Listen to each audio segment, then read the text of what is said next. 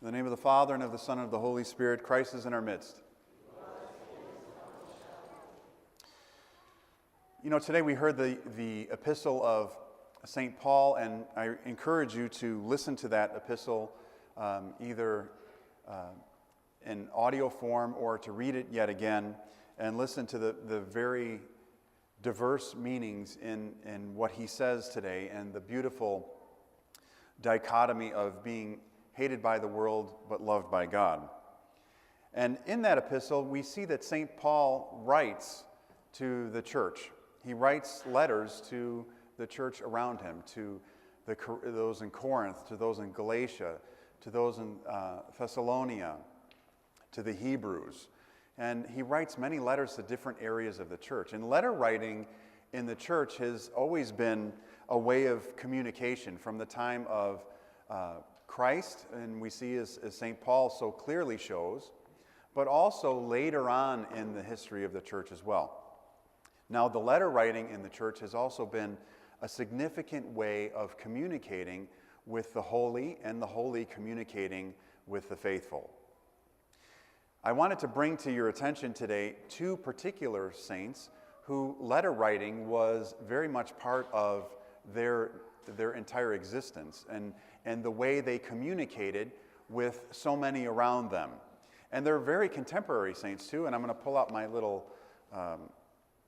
flashlight here, and I'm going to point to over here. And it's a saint I always talk about all the time, St. John of San Francisco and Shanghai, and then right below him is, Joanne, St. John of Kronstadt. Right below, the two of them are together. And it's not their feast day today, but I wanted to talk a little bit about how they communicated with the faithful and how the faithful communicated with them in this miraculous and most gracious way. St. John of Kronstadt, when he started out as a priest, he was a young priest, and as he grew in his ministry, but he also grew in being hated by the Russian government. Did not like him at all. In fact, even saying his name would get you in trouble. But many people realized that he was a miraculous saint while he was alive. Now, many of the saints are proclaimed saints after they're in the kingdom of heaven, and many miracles will happen post-mortem, I guess you could call it, or after they have died. But some of the saints, and many of the saints, I should say, have this miraculous nature while they're alive. Well, St. John of Kronstadt was like that, and one of the amazing things that he would do was write to the people, and the people would write to him. So, for example, many people could not travel to Russia because of the distance, because of the travel itself. I mean, that country is such a massive country, but you had people from all over the world that knew about him, that wanted his spiritual guidance, but had no way to get there. So when you have no way to get somewhere, in today's day and age, we have email, we have the internet, it's completely different. But in those days, you sent a letter. So people were sending letters to St. John of Kronstadt from all over the world. And there's actually some photographs of him sitting with just mounds of letters on his desk. The amazing thing is, he would read them. He would read every letter, and he would respond to them in a way that people didn't even have to get a letter back. Now, how did that happen? Well, as he would read them, someone would say, well, they would write in a letter, please help my back from aching because I have a back problem or whatever the case is. And they would send it to him and say, please pray for me that my back is healed. And then one day they would wake up and they'd say, my back is better. How did that happen? And then they started realizing, as people would talk with each other, that it was merely his reading of the letter that was healing them. So he didn't even have to respond to everyone. He was responding through his miraculous grace from God that would come by him just reading the letter and praying for the person, and the person was healed via mail. An extraordinary way to be healed. Now, St. John of San Francisco, when he was alive, and many of his writings and his letters are still there, but people would want to write him letters, and they would write him letters. But what they would realize is that as they would write a letter to him saying maybe the same thing, my back hurts and help me with my back problem, they would write the letter, they'd put it in the mailbox to send it, and there would be a letter already in the mailbox sent from St. John a few days ago.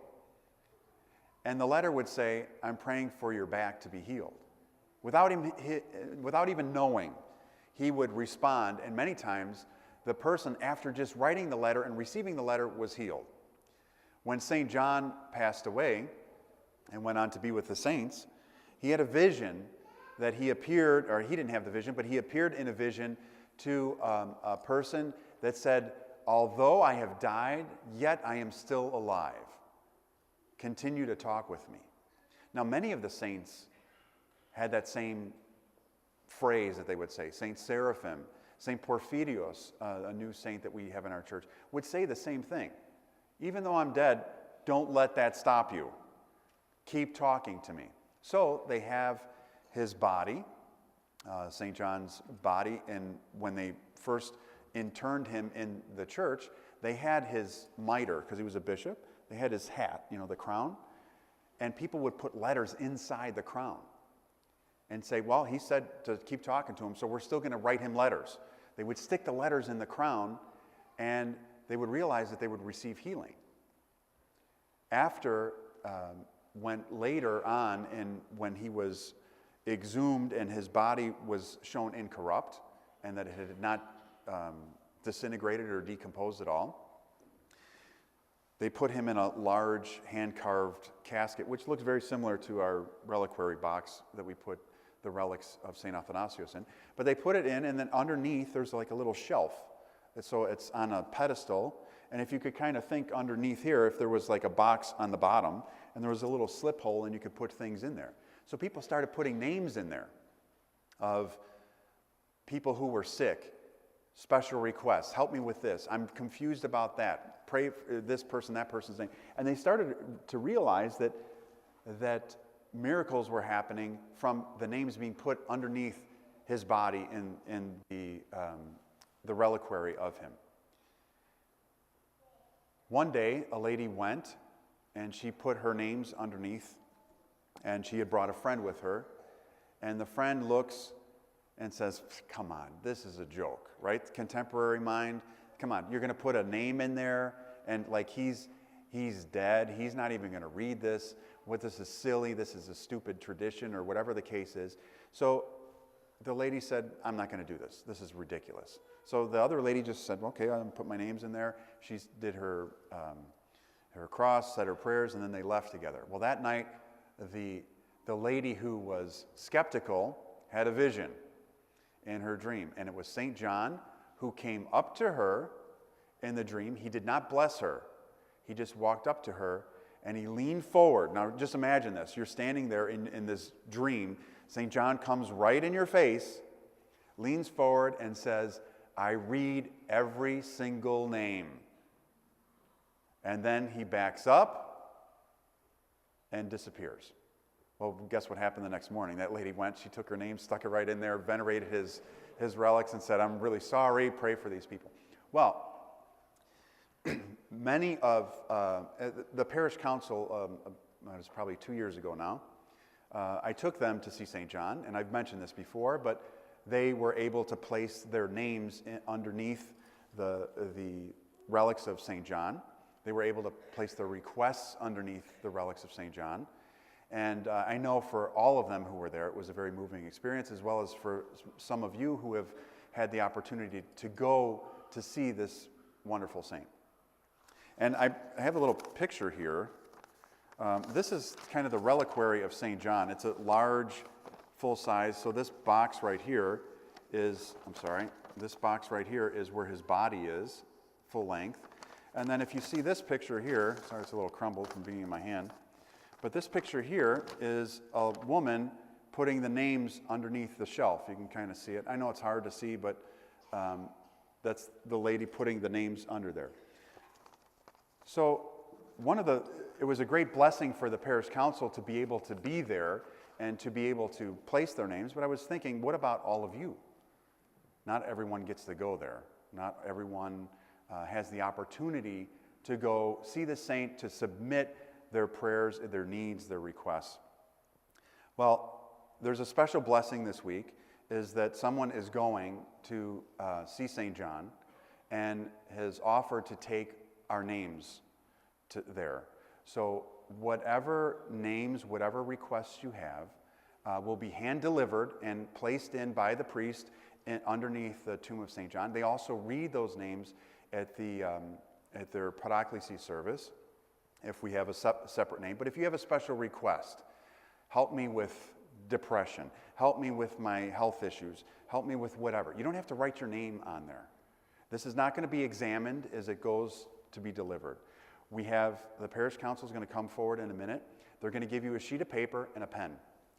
What I want you to do is, throughout the liturgy, I want you to write the names of people in your family, people that are in need, and write your special requests in the liturgy, okay? Don't, write a shopping list or anything. You write exactly this person, that person, that person. Help me with this. Help me to be a better parent. Help me to be a better spouse. Help me to be a better child. Whatever the thing is. Then, when you have that, when you're all done, at the end of the liturgy, when we dismiss, you're going to take your piece of paper, you'll fold it in half, and you'll place it in an envelope. You'll lick the envelope, you'll seal the envelope, you'll write St. John on the back of the envelope, and you'll put it in a basket. Those letters will be sealed and delivered sealed to the tomb of St. John. They'll be placed underneath his casket, underneath his relics. So this is a very special opportunity for us to be able to bring all of our prayers, all of our needs, all of our struggles, all of our sufferings to St. John, and to use this example as St. Paul spoke through his letters, as St. John of Kronstadt spoke through his letters, as St. John of San Francisco spoke through his letters. So take some time, be contemplative today, and write the names of those people. You can write it in Greek, you can write it in English, you can write it in Spanish, whatever, because as we know, the saints' language is not a barrier, so don't worry about whatever. Even handwriting is not a barrier. So write your names, write your requests, and then we'll put them in an envelope, we'll seal them, we'll write St. John, we'll rubber band them up, and we'll pack them, and they'll be hand-delivered to the Reliquary of St. John this week. So about the middle of this week, they'll be there, they'll be underneath, and we'll make sure that we get a picture of the entire packet going into the Reliquary of St. John, so that you can see that, and you'll know that your names are there. But I think you'll know in a very different way, too, by the way the saints intercede for us and the way they work on our behalf tirelessly, ceaselessly, and with great faith and with great grace. So at this point, we'll have the parish council come forward. They'll distribute the cards, the pieces of paper and pens. Write about it. Don't show it to anybody. Nobody wants to see whatever it is. Just keep it to yourself. Like I said, all these things are going to be confidential between you and St. John. Amen.